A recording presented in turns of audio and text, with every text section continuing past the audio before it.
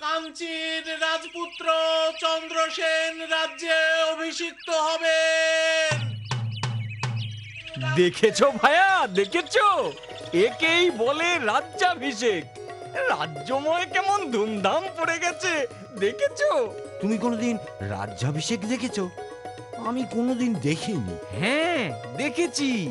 মহারাজ লোক পাঠাবেন প্রয়াগ তীর্থে জল আনার জন্য।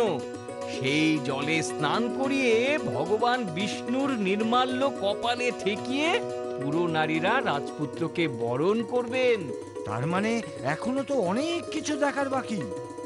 রোসো ভাইয়া রোসো, এ তো সবে শুরু হলো।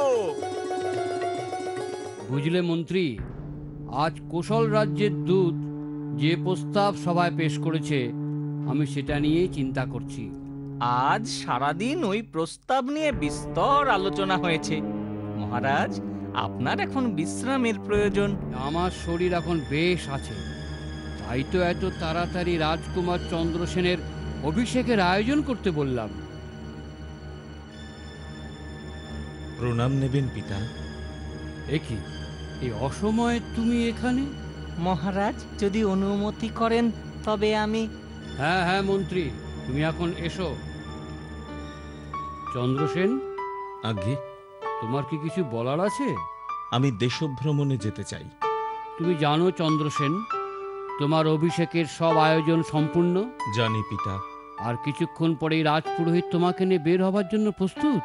তাই আরো বেশি করে যেতে চাই পিতা। আমি তো এই কাঞ্চী রাজ্য ছাড়া আর অন্য কোনো রাজ্য দেখলাম না, জানলাম না। জীবনে কোনো অভিজ্ঞতা নেই। আমাকে যেতে অনুমতি দিন পিতা। চন্দ্রসেন, আরে আরে, ওটা কি? এমন দৃশ্য তো। আরে, বাজ পাখি। আমাদের রাজবংশে কারোর মৃত্যুর পূর্বে তার মাথার উপর বাজ বা শকুন 3 বার ওড়ে। শুনছেন? শুনছেন? কেউ আছেন? আমি বড় তৃষ্ণার্ত। একটু জল দেবেন? একটু জল দেবেন? কেউ আছেন? কে ভাই তুমি? আমি এক পথিক। আমার চাল নেই, চুলো নেই, আত্মীয় পরিজন কেউ নেই। এমন সৌম্যকান্তি চেহারা দেখে তো মনে হয় উচ্চ বংশের সন্তান।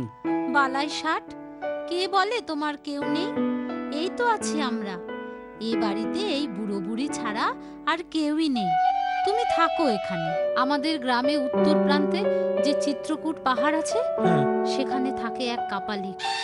প্রতি অমাবস্যায় সেখানে নরবলির জন্য প্রতি গ্রাম থেকে একজন করে তরুণ বয়স্ক লোক পাঠানো চাই। আমাদের একমাত্র সন্তান রাজকমলের। তারপর আমার কোল শূন্য করেই সেই যে ছেলে গেল, আর ফিরল না। মা মরা ওই ছেলেটার যে এমন পরিণতি হবে কে জানতো। কে তুই?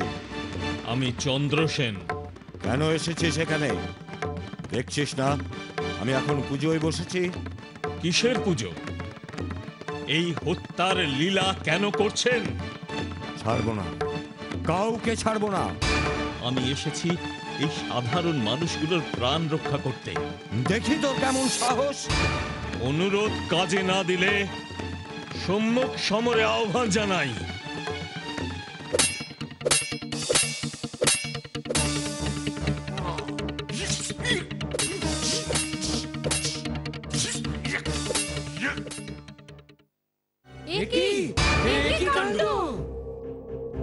আরে, দূরে ওটা কার দেহ?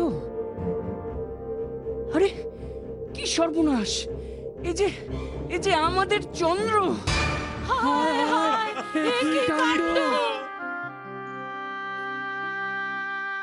তুই এ কি করলি চন্দ্র? আমাদের কথা ভাবতে গিয়ে তুই এভাবে নিজের জীবন বিসর্জন দিলি।